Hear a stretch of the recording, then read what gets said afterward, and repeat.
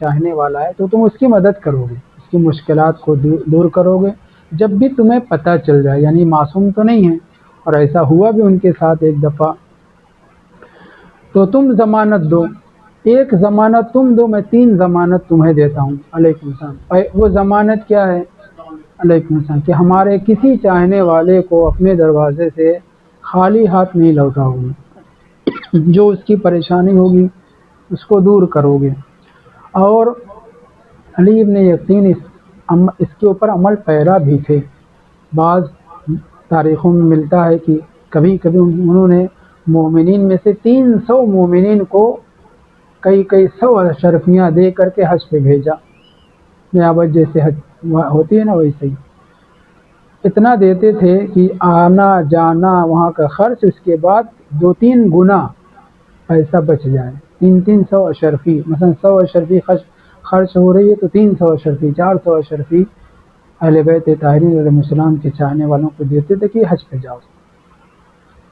تو یہ انہوں نے کام شروع کیا۔ امام نے کہا کہ تم میرے لیے 1 ضمانت دو تو میں تمہارے لیے 3 ضمانت۔ 1، لا یذلک سقف سجن ابدا، ایک میں ضمانت تمہارے لیے دے رہا ہوں کہ کبھی زندان کی چھت تمہارے اوپر سایہ پھیگن نہیں ہوگی، مطلب کیا ہے؟ کبھی تمہیں قید نہیں کیا جائے گا، میں یہ ضمانت دیتا ہوں۔ اور دوسری، لا یبلغ کا حد سیف ابدا، ایسے کچھ عبارت ہے، وہ دیکھ کر کے میں بتا سکتا ہوں کہ کبھی تمہیں تلوار کی دھار تمہارے اوپر نہیں پہنچے گی، مطلب یہ کہ تمہیں قتل نہیں کیا جائے گا۔ تم سے غلطیاں ہوں گی، تم ہمارے چاہنے والے پول کھل سکتا ہے، لیکن اس کے باوجود میں امام کاظم ضمانت لے رہا ہوں کہ کبھی بھی تمہیں نہ قتل کیا جائے گا اور نہ زندان میں ڈالا جائے گا۔ تیسرے، لا يدخل الفقر بیتک ابدا، اور تیسری ضمانت یہ میں دے رہا ہوں کہ ہمیشہ تم اسی طرح سے رفاع اور آشائش، مال اور دولت کے ساتھ رہو گے، بھلے ہی تمہیں نیابت اور خلافت و وزارت سے دور کر دیا جائے، لیکن پھر بھی میں ضمانت لے رہا ہوں کہ کبھی تم فقر و فاقہ کا شکار نہیں ہوگے۔ امام معصوم امام کاظم علیہ السلام علی ابن یقین سے اس طرح سے ضمانت لینے۔ ضمانت کیا تھی؟ تم 1 ضمانت دو، ہمارا چاہنے والا پتہ چلے تو تم کبھی اس کو خالی ہاتھ نہیں لوٹاؤ گے، اور بھر بھر کے دیتے تھے۔ اسی طرح سے ایک امام کا چاہنے والا اور تھا 6 امام کے زمانے میں، یعنی اس واقعے سے پہلے، اس کا نام بھی ذکر ہوا ہے، ابن قیس، اسماعیل ابن قیس ہے، کچھ اس طرح سے ابن قیس نام کا ذکر ہوا ہے۔ فارس کے کسی علاقے کا وہ مختصر بڑے پیمانے پر نہیں، کسی ایک جگہ کا جاگیردار تھا، گورنر تھا۔ وہاں جو ایک چاہنے والا، اسے پتہ چلا کہ یہ امام کا چاہنے والا ہے، 6 امام کا چاہنے والا ہے، تو اس کے پاس نہیں گیا کہ میں بھی اسی مذہب کا ماننے والا جس مذہب پہ تم ماننے والا۔ وہ اٹھ کر کے آیا مدینہ، امام کی خدمت میں پہنچا اور 6 امام سے کہا، مولا 10,000 اشرفی میری گردن پہ ہے اور میرے پاس نہیں کہ میں اپنے آپ کو اس قرض سے سبکدوش کر سکوں، خراج ہے میرے اوپر، مگر جو فارس کا اس وقت گورنر ہے ابن قیس، وہ آپ کا چاہنے والا ہے، آپ کو مانتا ہے، کیا یہ ہو سکتا ہے مولا؟ چاہتا تو امام سے بھی مانگ سکتا تھا، لیکن ایسا نہیں، کیا یہ مولا ہو سکتا ہے کہ آپ ایک جملہ لکھ دیں کہ وہ مجھے اس خراج سے معاف کر دے؟ امام نے فوراً کاغذ و قلم دریافت کیا، بسم اللہ الرحمن الرحیم، سر اخاک یسرک اللہ، ایک جملہ سے لکھا بسم اللہ کے بعد، سرارا یسررو اسرر سرا سرے سرور، 4 طریقے سے امر کا صیغہ باب فعل یفعل سے ہو تو پڑھا جا سکتا ہے۔ سرا سرے سرو، کیسے؟ سر اخاک، تم اپنے بھائی کو خوش کر دو، خداوند متعال تمہیں خوش کر دے گا، بس اتنا ہی جملہ لکھا۔ مدینہ آیا تھا، مدینہ سے اٹھ کر کے فارس یعنی ایران پہنچتا ہے، دربار میں پہنچتا ہے، خلوت کا انتظار کرتا ہے۔ جب وہ پہنچتا ہے تو کہتا ہے کہ میرے پاس امام جعفر صادق علیہ السلام کا لیٹر ہے، وہ اس کا احترام کرتا ہے، بہت خوش ہوتا ہے، لوگوں کو جانے کے لیے کہتا ہے، تخلیہ وغیرہ بولتے ہیں نا، جیسے امام کا لیٹر لکھتا ہے، پہلے جو ہے بوسہ دیتا ہے، آنکھوں سے لگاتا ہے، امر علی عینہ ہے، اپنی آنکھوں کے اوپر پھیرتا ہے اور کہتا ہے کہ تمہاری پریشانی کیا ہے، تم کیا چاہتے ہو مجھ سے۔ ابھی لیٹر کھولا نہیں ہے کہ تو کہا کہ پڑھ لیجئے، میں نے پڑھ لوں گا، لیکن تم کو چاہیے کیا؟ بولا کہ آپ کے دیوان خراج میں میرے اوپر 10,000 اشرفی ہے، خراج مجھے دینا ہے، میرے پاس نہیں ہے کہ میں دے سکوں۔ میرا لیٹر پڑھتا ہے، اس نے کہا کہ بلا کر کے کہ اس خراج کو میرے نام سے، میرے حق سے، میرے حصے سے اس کا کینسل کر دیا جائے، 10,000 اشرفی، اور اگلے سال جو خراج جو بنے گا اس کو ایڈوانس ابھی سے بھر دیا جائے، اور تیسرے یہ کہ 10,000 اشرفی الگ سے بھی اسے دیا، اور اس کے بعد ایک غلام، ایک کنیز، بہت سے اموال دینے کے ساتھ ساتھ وہ کہتا ہے کہ وہاں سے ہٹ کر کے کہیں اور گئے تھے، وہاں پہ پیسہ اور سامان وغیرہ، کپڑے وغیرہ سب دے رہے تھے، غلام و کنیز وغیرہ بھی، اور ایک ایک چیز دیتے ہوئے لیٹر پڑھ چکا تھا، ایک ایک چیز دیتے ہوئے کہہ رہا تھا کیا میں نے تمہیں خوش کر دیا؟ وہ کہتا ہاں میں خوش ہو گیا۔ کوئی دوسری چیز ہی خوش کر دیا؟ ہاں خوش، یہاں تک کہ وہ کہتا ہے کہ جہاں بیٹھ کر کے تم نے مجھے امام کا خط دیا ہے وہ فرش بہت قیمتی ہے، گورنر تھا وہاں بیٹھتا تھا، آخری وہ چیز ہے کہ میں جو تمہیں دے کر کے اور زیادہ خوش کرنا چاہتا ہوں، چلو۔ پھر اس کے بعد جہاں وہ دربار کہہ لیجئے، گورنر ہاؤس کہہ لیجئے، وہاں جو فرش تھا وہ بھی اسے عطا کر کے کہتا ہے اب تم خوش ہو؟ ہاں میں تو خوش ہوں، اور دعا بہت دیا، اور اس کے بعد اس نے رخصت کیا۔ کہنے کا مطلب یہ ہے کہ جسے خداوند متعال نوازے اسے بے حساب دوسروں کو بھی دینا چاہیے، یہ نہیں سوچنا چاہیے کہ جیسے وہ فقیر تھا، ایک پہنچا کسی کے پاس، بہت پیسے والا تھا، بہت زیادہ بے پناہ پیسے والا تھا، آیا دروازہ کھٹکایا، ایک مرتبہ، دو مرتبہ، اس نے کہا کیا بات ہے؟ کہا کہ اتنا پیسہ تمہیں اللہ نے دیا ہے، علیکم السلام، مجھے بھی دو۔ تو اس نے 2-3 دینار درہم جو بھی اس پہ تھا دھیرے سے دے کر کے، دیکھو کسی کو پتہ نہ چلے، کیوں؟ بولے کہ جتنا میرے پاس ہے اور جتنے فقیر ہیں ان سب کے حساب سے اگر میں دوں تو تمہیں اتنا ہی پڑے گا، اس سے زیادہ نہیں۔ کنجوسی کی حد ہے کہ اگر دوسرے لوگ جان جائیں گے تو یہ تم کو جو ملا ہے نا اس میں بھی ہو سکتا ہے کم ہو جائے، جلدی سے بھاگ جاؤ یہاں سے، ایسا نہیں ہونا چاہیے۔ امام نے کیا کہا؟ تم میرے چاہنے والوں کو دینے کی ضمانت لو، تو میں 3 ضمانتیں میں تمہیں دے رہا ہوں۔ اور جناب علی ابن یقین کوئی حساب و کتاب نہیں رکھتے تھے، اٹھا کر کے جتنا آیا دے دیا، دیوان میں خزانے کے اس میں لکھا پڑھی بھی کرنا پڑتا رہا ہوگا، لیکن جب حلال و حرام مل جائے نا تو اس کے اوپر مومنین کو خمس نکالنا چاہیے، اور اگر ایسی جگہ ہو جہاں پہ خمس نہیں نکالنا ہے تو پھر بے حساب دینا چاہیے۔ علی ابن یقین ایسے ہی کرتے تھے، میں نے کہا 300 لوگوں کو 300 اشرفی، 400-500 اشرفی خزانے کا گویا دہانہ کھول دیتے تھے اور اس طرح سے دیا کرتے تھے۔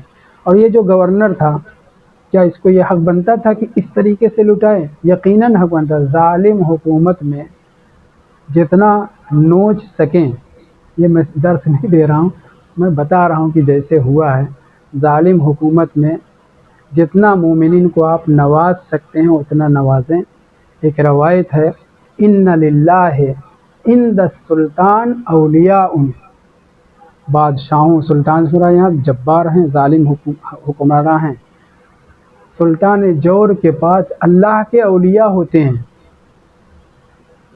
تو جو سنے اس مطلب کو، سلطان جور کے پاس، نام لینے کی ضرورت نہیں ہے، میں ٹرم سے شروع کروں مودی تک جا سکتا ہوں، لیکن کیا ضرورت ہے نام لینے کی، اگرچہ نام لیا جا چکا ہے۔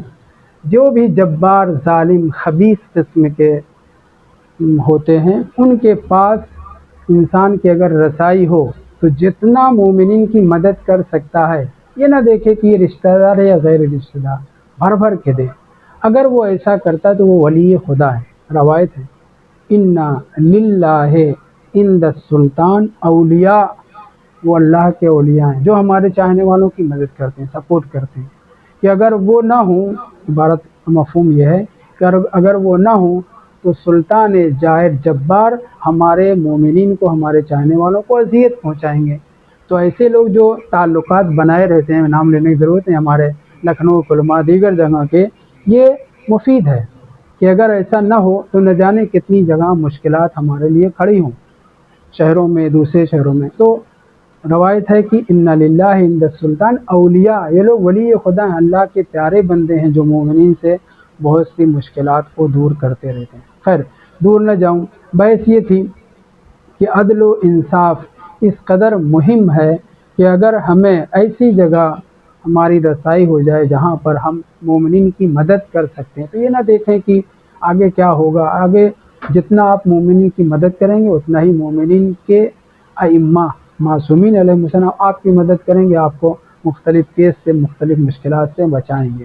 اس لیے ایک دل کھول کر کے سپورٹ کرنا چاہیے، مدد کرنا چاہیے، تعلیم میں، دوسرے اوقاف میں، جن جن جگہوں پہ جیسے مدد کر سکتے ہیں، کہ یہ پہچان ہے ولی خدا ہونے کی۔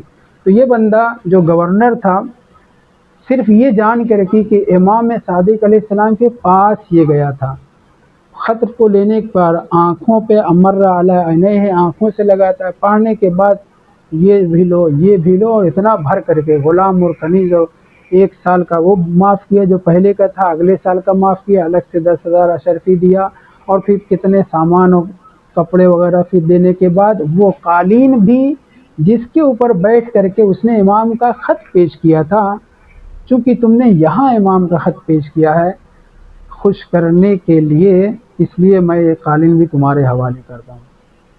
اگر دیکھا جائے تو گورنر کی ذمہ داری کیسی ہے، اور یہاں دے کیا رہا ہے، چونکہ چاہنے والا ہے امام معصوم علیہ السلام کی خوشی حاصل کرنے والا ہے، اس لیے اس نے لٹا دیا، جتنا ہو سکتا تھا اس نے خدمت کی۔ پھر جب یہ جو آیا تھا قرضدار، خراج جس کے گردن پہ تھا، کچھ دن کے بعد جب مدینہ پہنچا تو مولا سے یہ ذکر کرتا ہے کہ مولا اس نے ایسے دیا، پھر یہ مجھ سے خوشی کی بات پوچھی، پھر یہ دیا، پھر یہ دیا، پھر یہ دیا، تو کیا مولا آپ اس سے خوش ہیں؟ اس نے اتنا میرے ساتھ کیا، آپ مولا خوش ہیں؟ تو امام نے فرمایا سر اللہ و رسولہ، اگر عبارت صحیح پڑھا تو ایسے ہے، نہ صرف ہی کہ اس نے ہمیں خوش کیا بلکہ اللہ اور رسول بھی اس سے خوش ہیں۔ تو اگر ایسی جگہ ہمارا ہاتھ گھی میں ہو، 4-5 انگلی گھی میں ہو نا، تو مومنین کی مدد جو ہے سپورٹ کرنی چاہیے۔ صلوات پہ محمد والے مقابل میں ظلم اور ستم اس قدر خطرناک چیز ہے، ایک روایت میں آپ کے سامنے پڑھوں، صلوات پہ محمد والے محمد پر۔ 5ویں امام فرماتے ہیں، اور یہ روایت میں نے مصائب میں تو نہیں سنا، خود میں نے ہی ایک مرتبہ ذکر کیا، مجھے یاد آ رہا ہے، جو بہت اہم روایت ہے۔ عن الباقر علیہ السلام قال لما حضر علی بن الحسین علیہ السلام الوفات۔ 5ویں امام بیان فرماتے ہیں کہ جب امام سجاد علیہ السلام شہید ہونے لگے زہر کے اثر سے، وفات کا وقت قریب آیا، شہادت کا وقت قریب آیا، فضمنی الی صدرہ، امام چہارم نے امام پنجم علیہ السلام کو اپنے سینے سے لگا لیا، اور سینے سے لگانے کے بعد کیا کہا، ثم قال یا بنی اوصیک بما اوصانی بہ ابی حین حضرتہ الوفات، میں تم سے وہی وصیت کرتا ہوں جس وصیت کو میرے باپ نے اپنی وفات اور شہادت کے وقت، وفات کے کلمہ سے گھبرائیے نہیں، پہلے بھی میں کہہ چکا ہوں، موت اور وفات، حتیٰ کلمہ ہلاکت بھی، عربی میں ہلاکت کا مطلب روح کا نکلنا ہے، ہلاکت اردو والے نہیں کہ ہلاکت مر گیا، مردود نہ فاتحہ و نہ درود، وہ مفہوم نہیں ہے۔ تو لفظ ہلاکت، حتیٰ لفظ ہلاکت میں تاکید کے ساتھ کہہ رہا ہوں، کیونکہ کاف ہا یا عین صاد میں ہے سے مراد کیا ہے، ہلاک العطرت ہے، یعنی کیا، عطرت کی ہلاکت، یہ ترجمہ کریں گے نہیں، اہل بیت طاہرین کی شہادت۔ تو امام باقر علیہ السلام کو سینے سے لگا کر کے امام سجاد علیہ السلام شہادت کے وقت کہہ رہے ہیں کہ یہ وہ وصیت ہے کہ جو میرے بابا نے اپنی وفات کے وقت یعنی اپنی شہادت کے وقت مجھے اپنے سینے سے لگا کر کے وصیت کی تھی کہ ان سے بھی ان کے بابا یعنی کربلا میں امام حسین السلام نے امام سجاد علیہ السلام کو اپنے سینے سے لگا کر کے وصیت کی، اور امام حسین علیہ السلام کو امام امیر المومنین علیہ السلام نے سینے سے لگا کر کے یہ وصیت کی تھی۔ کتنی اہم وصیت ہوگی، معصوم کو معصوم سینے سے لگا رہا ہے، پانچویں امام کو چوتھے امام، چوتھے امام کو تیسرے امام، تیسرے امام کو امام امیر المومنین علیہ السلام۔ وَبِمَا ذَكَرَ إِنَّ أَبَاهُ أَوْصَاهُ بِهِ، اور یہ وہ وصیت ہے جن کو ان کے باپ نے یعنی میرے باپ کے باپ یعنی امیر المومنین علیہ السلام نے امام حسین علیہ السلام کو گلے لگا کر کے سینے سے لگا کر کے وصیت کی تھی، اور وہ وصیت یہ ہے بہت اہم، مجھے یاد ہے کہ میں بیان کر چکا، اب یہاں بیان کیا نہیں۔ یا بنی ایاک وظلم من لا یجد علیک ناصرا الا اللہ تعالی۔ امام سجاد علیہ السلام امام باقر علیہ السلام سے وصیت کر رہے ہیں، جس وصیت کو امام حسین علیہ السلام نے امام سجاد سے کیا تھا، جس وصیت کو امیر المومنین نے اپنے سینے سے لگا کر کے امام حسین علیہ السلام سے وصیت کی تھی۔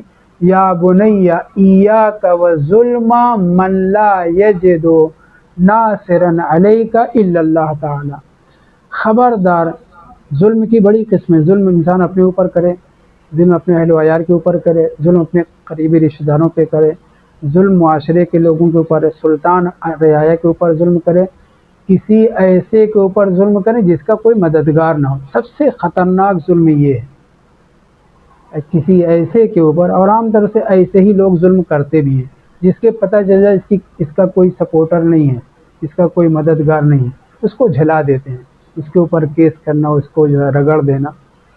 سب سے خطرناک ظلم، بہت سی قسمیں ہیں لیکن امام کیا فرماتے ہیں، چار چار امام، تین امام وصیت کر رہے ہیں چوتھے امام سے، یعنی پانچویں امام سے، چوتھے امام سے، تیسرے امام سے وصیت کر رہے ہیں، چوتھے امام، تیسرے امام اور امیر المومنین علیہ السلام، کیا، اے میرے لال خبردار، ایاک وظلم من، ایسے آدمی کے اوپر کبھی ظلم نہ کرنا، من لا ناصر لہ علیک الا اللہ، جس کا کوئی سپورٹر، جس کا کوئی ناصر و مددگار نہیں ہے سوائے خدا کے۔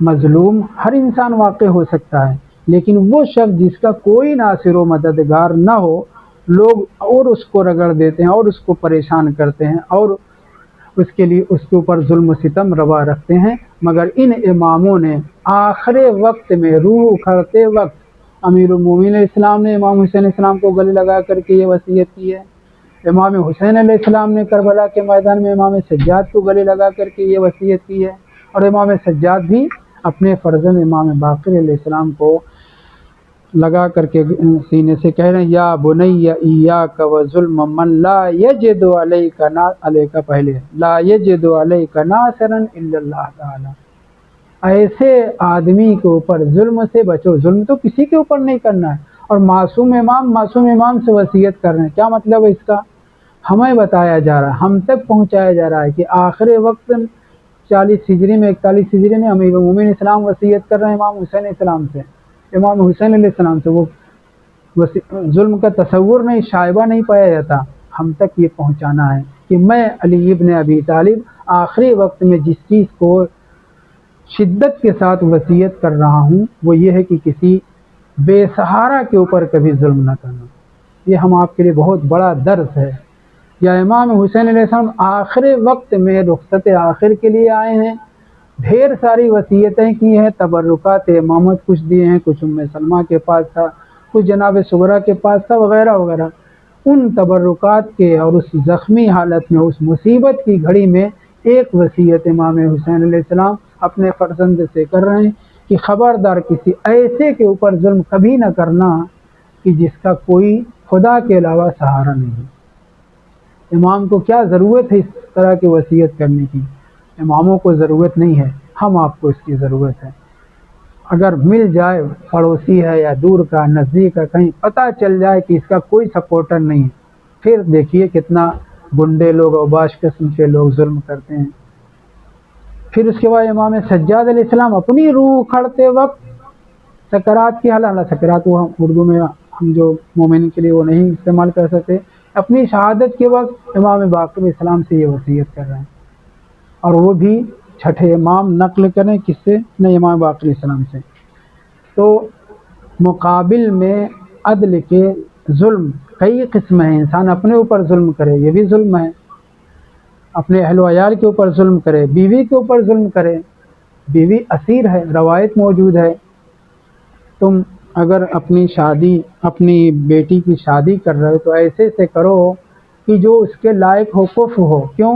اس لیے کہ تم اپنی بیٹی کو اسیر بنا رہے ہو، بیٹی کو کسی غیر کی اسیر بنا رہے ہو، ایسے کی اسارت میں دو، یعنی ازدواج کیا ہے؟ لڑکی کے لیے اسارت ہے، ایسے کی اسارت میں جو اس کے لیے اسارت صحیح طریقے سے انجام دے سکیں۔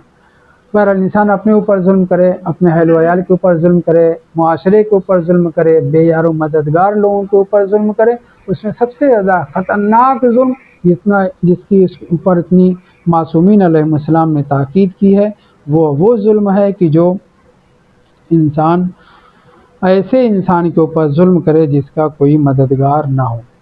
صلاۃ محمد و محمد۔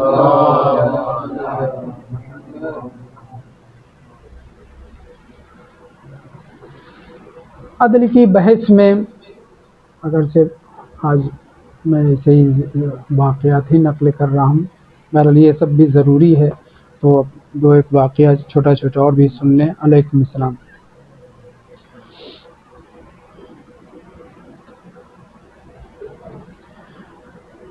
امیر المومنین علیہ السلام کے پاس یہ واقعہ آپ کا بارہا سنا ہوا ہے۔ دیکھیے، عدل اور ہے، مساوات اور ہے۔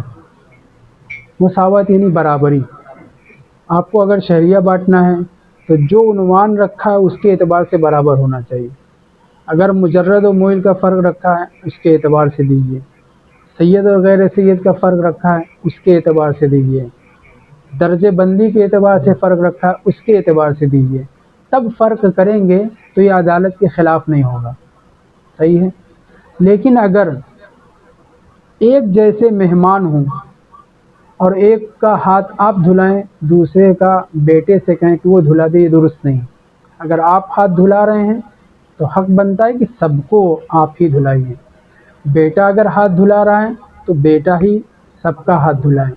یہ میں واقعہ آپ کو صرف حضور ذہنی کے لیے کہ یہ آپ کا واقعہ یقیناً سنا ہوا ہے، لیکن اس میں عدل امیر المومنین علیہ السلام پہ توجہ دیجیے کہ امام عسکری اسلام فرماتے ہیں اپنے آباء طاہرین سے کہ امیر المومنین علیہ السلام کی خدمت میں دو اعرابی آئے، دونوں باپ بیٹے ہیں، دونوں مہمان ہوئے امیر المومنین علیہ السلام کے۔ امام دونوں سے بات کر رہے ہیں، گفتگو ہو رہی ہے، اس کے بعد کھانے کا وقت ہوا، امام نے کمبر کو حکم دیا دسترخوان لگاؤ، کھانے کے لیے بیٹھے، کمبر جب آفتابہ لے کر کے آئے ہاتھ دھلانے کے لیے تو امام کھڑے ہو گئے۔ کمبر غلام ہے، غلام کو حکم دے کر کے دونوں سب کا کام کرایا جا سکتا ہے، لیکن امیر المومنین علیہ السلام کھڑے ہوئے اور آپ نے آفتابہ اپنے ہاتھ سے لے کر کے باپ کے ہاتھ کو دھلانا چاہا۔ وہ مہمان جو کھڑا ہو گیا، مولا یہ جسارت میں نہیں کر سکتے، آپ میرا ہاتھ دھلائیں، جتنا اس سے کہتے بنا اس نے کہا، لیکن امام نے کہا نہیں، تم میرے مہمان ہو، میری یہ ذمہ داری بنتی ہے، لہذا میں دھلا رہا ہوں۔ امام نے ہاتھ دھلانے کے بعد ایک جملہ کہا کہ میں ہی تمہارے بیٹے کا بھی ہاتھ دھلاتا، لیکن باپ اور بیٹے جب دونوں ایک ہی جگہ پر میں ایک جمع عبارت میں پڑھوں زیادہ اچھا ہے۔ فرماتے ہیں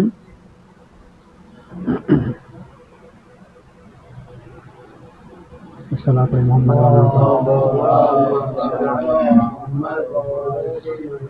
لو کان الصاب علیہ قمبر ففعل ثم ناول الابریق محمد ابن وقال یا بنی لو کان هذا الابن حضرنی دون ابیہ، اگر یہ بیٹا میری بزم میں میرے دسترخوان پہ آیا ہوتا باپ کے بغیر، اس وقت باپ کے ساتھ آیا ہے، لسببت علی یدہ، تو میں اس کے بھی ہاتھ پہ پانی ڈالتا ہاتھ دھلانے کے لیے، کھانے سے پہلے کھانے کے بعد، ولیکن اللہ عز و جل یأبا ان یسوا بین ابن و ابی ہے فی مجلس کیا ہے اذا جمعہما مکان. یہ عدالت نہیں ہے کہ آپ کا دونوں میزبان ہیں، دونوں آپ کے برابر کے مہمان ہیں، آپ دونوں کا ہاتھ دھلائے نہیں. اللہ یا ابا یعنی انکار.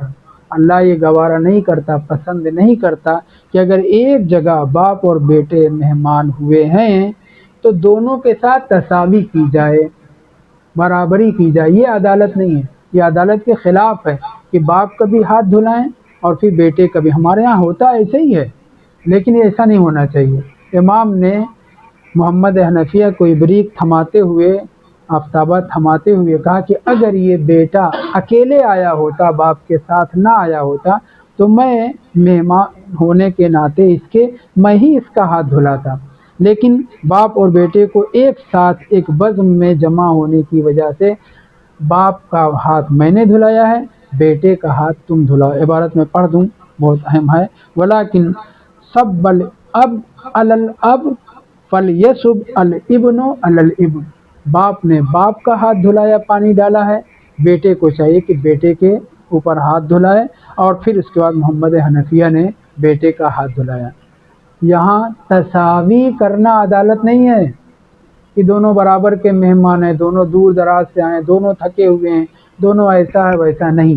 باپ اور بیٹے کا جو فرق ہے، امام معصوم نے یہ فرق ظاہر کر کے بتلا دیا کہ میں حجت خدا امام معصوم ہوتے ہوئے ایک بزم میں جب باپ اور بیٹے جمع ہو جائیں تو آپ باتیں کریے، برابر سے سوال کا جواب دیجیے، برابر سے، اور دوسرے جو امور برابری کے ہیں وہ کریے.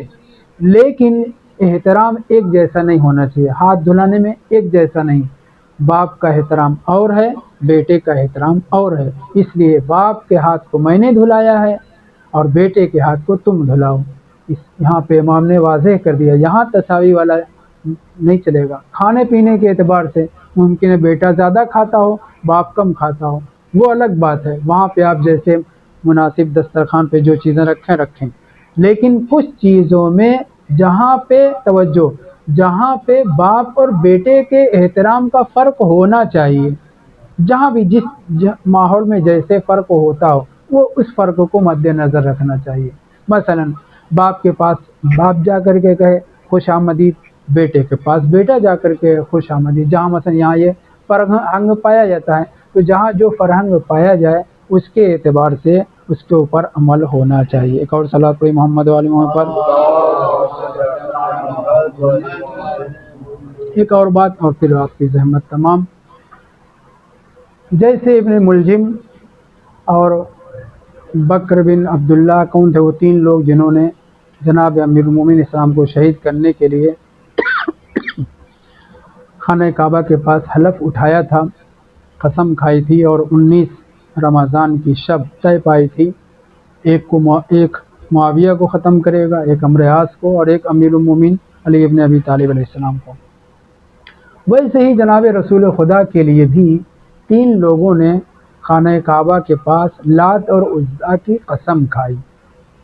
تین آدمیوں نے مل کر کے قسم کھائی کہ ہم چل کے محمد کو قتل کر دیں گے. کس کے لیے؟ جناب رسول خدا صلی اللہ علیہ وآلہ وسلم کے لیے. امیر المومنین علیہ السلام کو رسول خدا نے بھیجا، ایسے ایسے یہ لوگ ہیں اور ایسے پلان بنا رہے ہیں، لات و عزیٰ کی قسم کھا رہے ہیں، مجھے قتل کرنے کے لیے آپ جائیں. امیر المومنین تنہا، ان بڑے بڑے دھاکڑ قسم کے پہلوان لوگ تھے، مگر رسول خدا کو قتل کرنے کے لیے لات و عزیٰ کی جو اپنے خداؤں کی قسم کھا رہے تھے. امام پہنچے، وہ لوگ تلوار لے کر کے آگے بڑھے، جنگ ہوئی، ایک مارا گیا، لیکن 2 اسیر کر لیے امام امیر المومنین نے 2 کو اسیر کر لیا. چاہیے کیا تھا؟ جیسے ایک کو واصل جہنم کر دیا تھا ویسے ان دونوں کو بھی واصل جہنم کر دیتے، مگر مولا نے ایسا نہیں کیا، اسیر کر لیا. دونوں کو لے کر کے آئے، پیغمبر کی خدمت میں پہنچے. پیغمبر نے کہا ایک کو میرے پاس بھیجیں. قریب آیا، قل لا الہ الا اللہ وانی رسول اللہ. اس نے کہا لنقل جبل احد ایسر علیہ، اور اس کے بعد ایک فقرہ کچھ اور ہے، اس میں کتاب میں لکھا ہوا ہے، کوہ احد کا نقل کرنا، پہاڑ کا کھود کر کے کتنا ٹائم لگے گا، کتنی محنت پڑے گی، یہ میرے لیے آسان ہے، مگر میری زبان پہ یہ جو آپ کہہ رہے ہیں لا الہ الا اللہ محمد رسول اللہ، یہ میں کہہ رہا ہوں۔ اس نے کہا یہ جو کلمہ آپ مجھ سے کہلوانا چاہ رہے ہیں یہ سنگین ہے، لا الہ الا اللہ محمد رسول اللہ کہنا میری زبان پہ سنگین ہے، کوہ احد کو اٹھا کر کے نقل کرنے سے میں نہیں کہہ سکتا۔ مولا نے رسول اسلام نے حکم دیا اس کو اور آگے اپنی طرف بلائیے، اس کی گردن مار دیجیے۔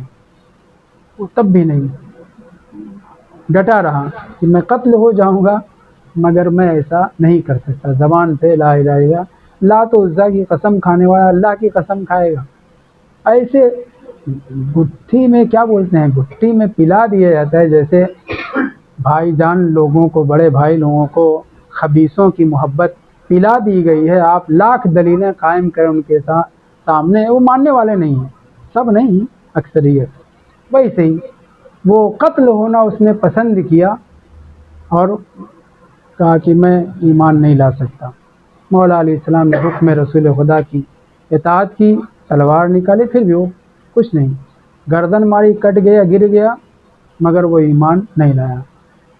وہ منظر دیکھ رہا ہے تیسرا، ایک تو پہلے مارا جا چکا ہے وہاں پہ، اور ایک دونوں کو لے کر کے آئے، مولا نے وہیں قتل کر دیتے لیکن نہیں قتل کیا۔ مصلحت کیا تھی وہ اس واقعے سے اندازہ کریے۔ قدم الآخر، دوسرے کو میرے سامنے پیش کریے۔ اس سے بھی کہا کہ لا الہ الا اللہ کو کوئی معبود نہیں سوائے اللہ کے اور میں اللہ کا رسول ہوں۔ اس نے کہا الحقنی بصاحبی، میں بھی وہی صحیح ہوں، میں بھی ایمان، دیکھ رہا ہے قتل کر دیا گیا ہے لیکن اس کے باوجود کتنا پختہ تھے، کفر میں پختہ ہونا چاہیے، میں کفر میں نہیں، ایمان پہ پختہ ہونا چاہیے، لیکن یہ لوگ کفر میں کتنا پختہ تھے۔ سیدھے کہہ رہا الحقنی بصاحبی، میرے دوست تک مجھے ملحق کر دیے، پہنچا دیے، یعنی مجھے بھی قتل کر دیے، میں بھی لا الہ الا اللہ محمد رسول اللہ نہیں کہوں گا۔ کتنا مثلا خطرناک بات ہے، دیکھ رہا ہے قتل کر دیا، گردن اڑ گئی، اس کے باوجود بھی وہ کہہ رہا ہے۔ امام نے کہا، رسول اسلام نے کہا قدم الاخر وضرب ہو۔ اتنے میں جبرائیل نازل ہو گئے، اے اللہ کے رسول، یہ جو تیسرا ہے نا یہ بہت سخی ہے، اپنے قوم والوں کا بہت خیال رکھتا ہے، اپنے بھائیوں کے حق میں بہت مفید ہے، الی آخر۔ امیر المومنین کو حکم دیا علی رک جائیے، اس کو میرے پاس لائیے، میں تمہیں قتل نہیں کر رہا ہوں۔ کیوں؟ مگر میں ایمان لانے والا نہیں ہوں، آپ مجھے کیوں نہیں قتل کرنا چاہ رہے ہیں؟ بولے کہ میرے خدا نے اپنے رسول یعنی جبرائیل کے ذریعے سے یہ پیغام بھیجا ہے کہ تم بہت اچھے انسان ہو، اپنی قوم والوں کی دیکھ دیکھ کرتے ہو، ان کا خیال رکھتے ہو، سخی فی قوم کا، تم اپنی قوم میں بہت سخی ہو، تم بہت لٹاتے ہو۔ اللہ میرا خدا سخی کو ایسے، حالانکہ کافر ہے، لات و عزیٰ کی قسم کھایا، کس لیے؟ رسول خدا کو قتل کرنے کا پلان بنائے تھے، تینوں کا ایک جرم تھا، تینوں کا ایک جرم تھا، لات و عزیٰ کی قسم، شرک کرنا، اور پھر اس وقت پیغمبر کا پتہ صاف کرنا، ان کو قتل کرنا۔ لیکن جبرائیل آئے اور جب یہ کہا تو امیر المومنین کو روکا اور کہا کہ اس کو میرے پاس لائیے، اور پیغمبر اسلام نے کہا کہ میں تمہیں قتل نہیں کروں گا۔ کیوں؟ اس لیے کہ تم اپنی قوم میں سخی ہو، اور میرے خدا نے یہ مجھے پیغام پہنچایا ہے کہ وہ ایسے سخی کو، حالانکہ کافر ہے، حالانکہ رسول خدا کے قتل کرنے کا پلان بنائے ہوئے تھا، پھر بھی میرا خدا نہیں چاہتا کہ تمہارا خون بہایا جائے۔ وہ پلٹ کر کے قسم کھا کے کہتا ہے کہ میں، اب آپ کے خدا نے یہ کہا ہے؟ ہاں۔ آپ کے خدا نے یہ پیغام آپ کو پہنچایا؟ ہاں۔ پوری بات وہ پوچھتا ہے، پھر وہ قسم کھا کے کہتا ہے اگر مجھے 2 درہم بھی ملے تو 1 درہم میں نے اپنے بھائی کو دیا، 1 درہم میں نے خرچ کیا، اگر 1 لاکھ ملا تو 50 اسے دیا، 50 میں نے صرف کیا، یعنی یہ اپنے رشتہ داری میں بتا رہا ہے، اور میں اپنے قوم میں سخی ہوں۔ آپ کا پروردگار اتنا پسند کرتا ہے سخاوت کو، اچھی خوبیوں کو، فوراً اشہد ان لا الہ الا اللہ و اشہد ان محمد رسول اللہ کہتا ہے۔ تو انسان جو ہے برابری، انسان برابری کا مجرم ہو لیکن اس کے باوجود ایک جرم کرنے والے کو قتل کر دیا جائے، ایک جرم کرنے والے کو چھوڑ دیا جائے۔ یہ کیا ہے؟ یہ اس بیان کرنا مقصد ہے کہ عدالت، سخاوت، مردانگی خدا اور رسول اور معصومین علیہ السلام کو اس قدر پسند ہیں کہ جبرائیل پہنچے، رسول خدا کو حکم ہوا اس کو نہ قتل کریں، اور جب اسے پتہ چلا کہ خدا نے یہ کہا ہے، آپ کے خدا نے یہ کہا ہے، آپ کے خدا کے نمائندے نے آ کر کے آپ سے بتایا ہے، تب پھر اس نے اپنے معافی ضمیر کو کہا کہ ہاں میں سخی ہوں، اور میری سخاوت کا عالم یہ ہے کہ اگر مجھے پیسہ ملتا ہے، 2 درہم بھی ملا تو 1 درہم میں اپنے بھائی کو دیتا تھا، 1 درہم میں لیتا تھا، ایسا میں بانٹ کر کے عدالت سے کام لیتا تھا، اور پھر فوراً جو لا الہ الا اللہ محمد رسول اللہ کہتا ہے، پیغمبر اسلام پلٹ کر کے کہتے ہیں اس کی سخاوت اور اس کی خوبی اسے جنت لے گئی، ابھی زندہ ہے۔ پیغمبر جو ہے اپنے قاتل کو جو قتل کا ارادہ پکا کر کے قسم کھا کر کے آیا ہے، اسے جنت کی بشارت دے رہے ہیں کہ اگر انسان عدل و انصاف سے کام لے، سخاوت سے کام لے، تو ابھی تازہ نہ کوئی ایک رکعت نماز پڑھی ہے، نہ روزہ رکھا، نہ کچھ کیا ہے، اور اسے کہنے عبارت میں وہ عبارت جو رسول اسلام نے آخر میں ذکر کی ہے وہ میں پڑھ دوں، ھذا مما جرہ حسن خلقہ وسخائہ الی جنات النعیم، یہ اس کا حسن اخلاق اور اس کی سخاوت اسے کھینچ کر کے جنت لے گئی۔ جرہ یعنی کیا؟ کھینچنا، ابھی تو یہ زندہ ہے۔ پیغمبر اس کے مستقبل کو بتا رہے ہیں کہ جو میرا قاتل بننے کی نیت سے آیا تھا وہ جنتی بن گیا ہے، والحمدللہ رب العالمین۔